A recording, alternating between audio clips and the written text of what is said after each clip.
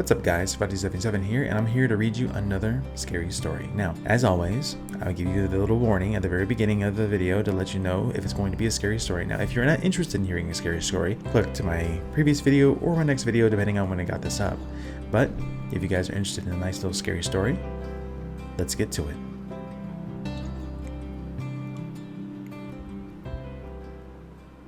Return to Earth.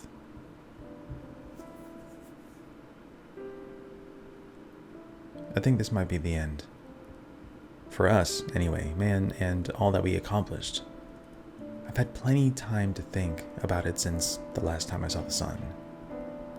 The last time I'd ever see it. It's not the end of the world, but it is for us. Well, I guess it started almost a month ago.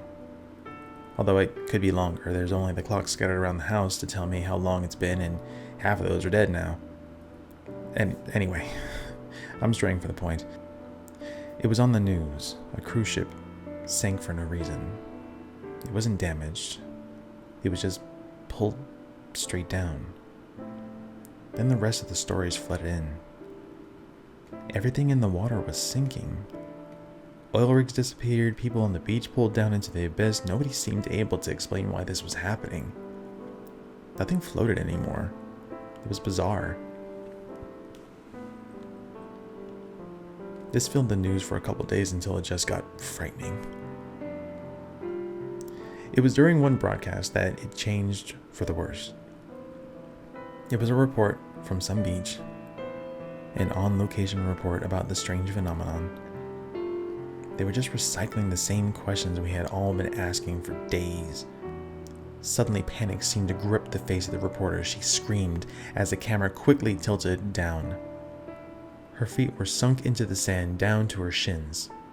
I remember smirking, thinking it was just some overly sensitive reporter messing up, but then the camera dropped. The remaining 10 or so seconds that followed showed that not just the reporter sinking into the sand, but all of them. The whole media circus that had descended onto the beach to cover the same story.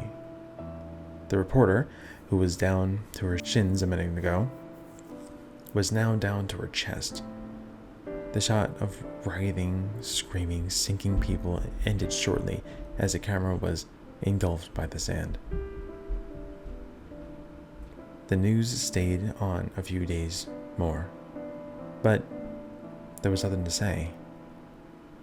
Some blamed sinkholes for what happened to the beach, while others argued against them from the safety of their downtown studio.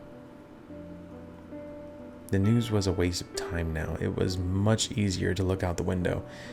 It was more or less a ghost town outside. Everyone was inside, afraid to leave their homes. It didn't seem to make sense. The roads and pavements were being absorbed by grass and dirt. Street signs and traffic lights were being consumed by the plants. Houses too. Some people tried to run, jumping from rooftop to rooftop, looking for higher ground. Occasionally, while flicking through what was left of the TV broadcasts, skyscrapers had become refugee camps. I had made one trip out of the house since that started, across the rooftops, an attempt to get supplies from a nearby supermarket, but that plan seemed to be a waste of time. It was a husk by the time I got there, looted and pillaged.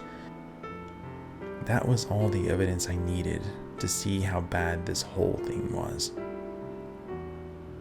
It's easy to be in denial about something, like whatever this was, until it really seems to affect you.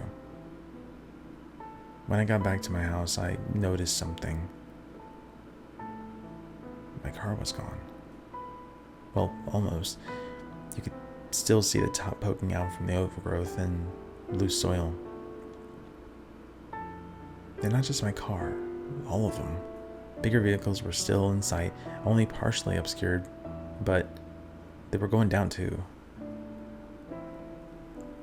A few days later, my whole bottom floor was subterranean. I had managed to block the windows and doors from bursting in from all the dirt and soil, but it was just a cell now. A mausoleum. Not somewhere I wanted to be. I spent most of my time by an upstairs window, staring at the hostile world outside. My neighbor died yesterday. He fell off his roof and was swallowed by the earth. He's not the first person to do that either. What made it notable was why he fell. He was trying to stop his dog from getting out. The dog's fine. Well, I assume so. It ran off. They're not affected, the animals. This is our fate. That Neolithic little discovery was too much for me to bear. This whole thing, a living fucking nightmare.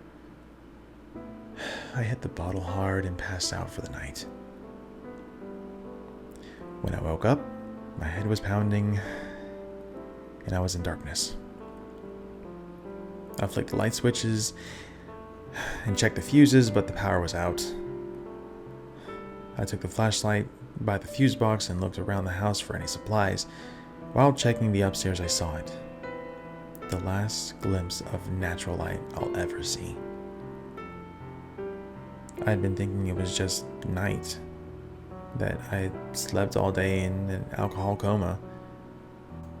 By the time I could cross the room to the window, it was gone. I was underground. I tried to get out, smashing through plaster and tiles to be greeted with a stream of soil pouring out where the sky used to be. I don't know how much longer I've gotten here in my house-sized coffin. There's only so much food and so much air. I've got a little bit of light, a couple candles and a book of matches. The flashlight died some time ago, but this is our fate. Man's fate. Our return to Earth.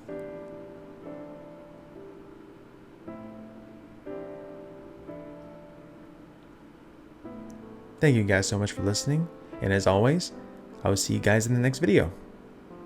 Take care.